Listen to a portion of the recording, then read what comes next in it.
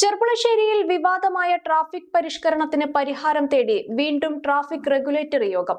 പൊതുജനങ്ങളുടെയും വ്യാപാരികളുടെയും പരാതികൾക്ക് പിന്നാലെ ചേർന്ന യോഗത്തിൽ ഏതെങ്കിലും ഒരു റൂട്ടിലോടുന്ന ബസ്സുകൾ നഗരം ചുറ്റി സ്റ്റാൻഡിലെത്തുന്ന രീതിയിൽ ഒരാഴ്ചത്തെ ട്രയൽ റൺ നടത്താനാണ് തീരുമാനമായത്. മേലുദ്യോഗസ്ഥരുമായി നടത്തുന്ന യോഗത്തിലായിരിക്കും അന്തിമ തീരുമാനമുണ്ടാകുക. ചെർപ്പുളശ്ശേരിയിലെ ട്രാഫിക് പരിഷ്കരണവുമായി ബന്ധപ്പെട്ട് വീണ്ടും ട്രാഫിക് റെഗുലേറ്ററി യോഗം ചേർന്നു. ചെർപ്പുളശ്ശേരി സർക്കിൾ ഇൻസ്പെക്ടർ കവിരാജിന്റെ അധ്യക്ഷതയിൽ തിങ്കളാഴ്ച പോലീസ് സ്റ്റേഷനിൽ നടന്ന യോഗത്തിലാണ് പ്രധാന തീരുമാനം കൈക്കൊണ്ടത്. ട്രാഫിക് പരിഷ്കരണവുമായി ബന്ധപ്പെട്ട് കഴിഞ്ഞ ദിവസങ്ങളിൽ വ്യാപക പ്രതിഷേധങ്ങളും പരാതികളും ഉയർന്ന സാഹചര്യത്തിലാണ് യോഗം വിളിച്ചു ചേർത്തത്. നിലവിൽ ഏതെങ്കിലും ഒരു റൂട്ടിൽ സർവീസ് നടത്തുന്ന ബസ്സുകൾ നഗരം ചുറ്റി ബസ് സ്റ്റാൻഡിലെത്തുന്ന രീതിയിൽ ഒരാഴ്ചത്തെ ട്രയൽ റൺ നടത്താനാണ് യോഗം തീരുമാനിച്ചത്.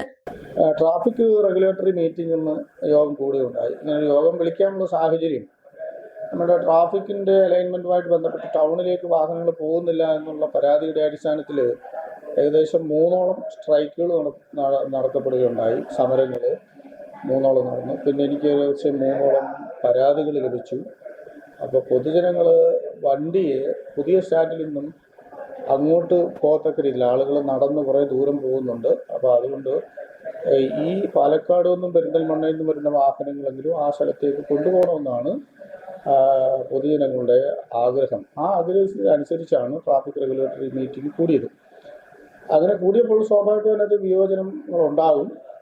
അപ്പോൾ പോലീസ് ആഗ്രഹിക്കുന്നത് ജനങ്ങളുടെ സൗകര്യാർത്ഥം വണ്ടികൾ ഒരു സ്ഥലത്തു നിന്നുള്ള വണ്ടികൾ മാത്രം ഒരു ട്രയൽ റൺ എന്നുള്ള രീതിയിൽ ട്രാഫിക് ബ്ലോക്ക് ഇല്ലാതെ പോയി വരാൻ ഒരാഴ്ചത്തേക്ക് ഒന്ന് വിട്ടിട്ട് അത് മറ്റ് തടസ്സങ്ങളൊന്നും ഇല്ലെങ്കിൽ അങ്ങനെ പോകാമെന്നാണ് പോലീസ് ആഗ്രഹിക്കുന്നത്. അങ്ങനെ നിർദ്ദേശം പറഞ്ഞിട്ടുണ്ട്. എങ്കിൽ കൂടിയും എല്ലാവരുടെയും നമ്മുടെ മുനിസിപ്പാലിറ്റിയുടെയും പൊളിറ്റീഷ്യൻ രാഷ്ട്രീയക്കാരുടെയും ഓട്ടോക്കാരുടെയും വ്യാപാരി വ്യവസായികളുടെയും എല്ലാവരുടെയും കൂടെ അഭിപ്രായം കൊണ്ട് മാനിച്ച് അതിനുപരിയായിട്ട് എൻ്റെ സീനിയർ ഉദ്യോഗസ്ഥരുണ്ട്. അവരുടെയും കൂടെ അഭിപ്രായം അതിലുപരി നിയമപരമായ വശങ്ങളുണ്ട്. അതുകൂടെ ആലോചിച്ചതിന് ശേഷം വണ്ടി അങ്ങോട്ട് വിടാൻ കഴിയുമെങ്കിൽ ഉറപ്പായിട്ടും വിടണമെന്നാണ് തീരുമാനത്തിലേക്ക് എത്തിയിരിക്കുന്നത്.